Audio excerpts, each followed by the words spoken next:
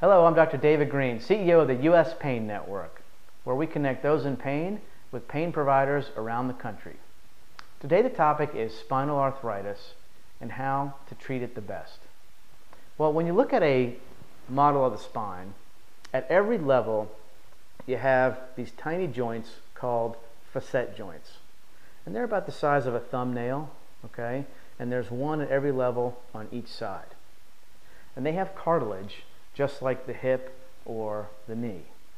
The problem is that they're susceptible to arthritis just like the hip or the knee.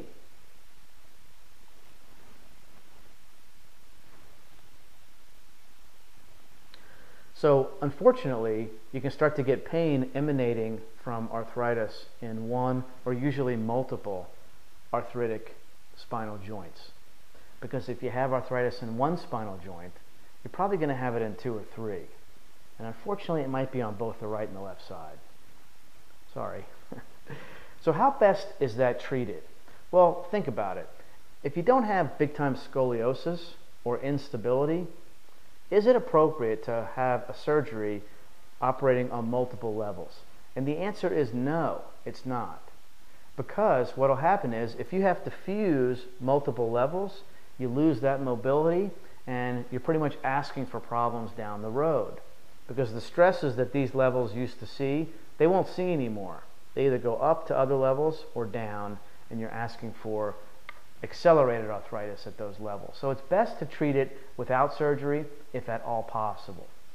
Okay?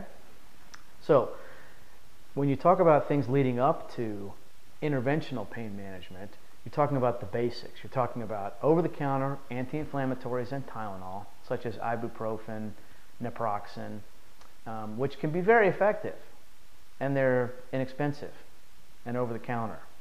Okay? Now, for exacerbations, when the spinal arthritis shoots up, then it can be indicated to have short-term narcotic medication, not long-term, because those, for long-term, the risks start to outweigh the benefits. All right? When you look at physical therapy and chiropractic treatment, it can be very effective. There's a treatment called spinal decompression therapy, which is intermittent spinal traction, which can help take pressure off of these little joints. Okay? Now, interventional pain treatments are very good. There's one called a facet block, facet injection, which involves putting numbing medicine and steroid into the joints that are deemed to be the source of the problem.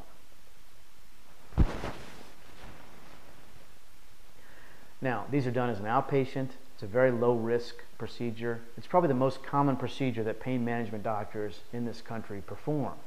Okay? Now, sometimes the pain medication and the numbing medicine are put right into the joint.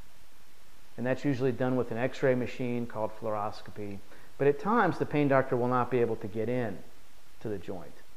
Okay? So sometimes in place of that, or along with that, they'll do numbing medicine and steroid outside the joint, and that's called a medial branch block, because there's little nerve endings called the medial branches that bring sensation into these joints. So that kind of deadens those, and that can work in and of itself for about 3 months. So facet injections, medial branch blocks, they're usually 75 to 90% effective for a few months, and then they can be repeated. Okay? So you go in as an outpatient, you can get multiple joints injected at one time. Sometimes they have to do the right and the left side on separate procedures. Okay? That's up to the individual pain doctor. But the effectiveness, has been shown in multiple studies. Now, what happens if the pain medication wears off after a few months? Well, the first option is to simply repeat the procedure. Okay? The second option is a revolutionary procedure called a radiofrequency ablation. Now, what that does is the pain doctor goes into the same area, but this time around the joint, they're going to provide a thermal energy called radiofrequency waves that deadens those tiny little nerve endings, and that can provide pain relief for up to, wait for it, 18 months. You're talking about 1.5 years of pain relief. That is unbelievable. And that's why radiofrequency ablation is one of the top 3 pain management procedures of all time. It's great. Okay? So that is how the treatment of facet arthritis is pretty much handled. If you end up having to go to surgery, it's typically a spinal fusion. There really isn't a facet joint replacement like there is for the hip or the knee. Okay? So it's best, if at all possible, to treat it non-operatively. You know, there are other basic things like ice, heat, electrical stimulation, such as with a TENS unit, transcutaneous electrical nerve stimulation. All right? But there you have it. Check out our website at uspainnetwork.com. There's a lot of education on there, plenty of videos as well, and best of all, there's pain provider listings around the country. I'm Dr. David Greene with US Pain Network. Your pain stops here.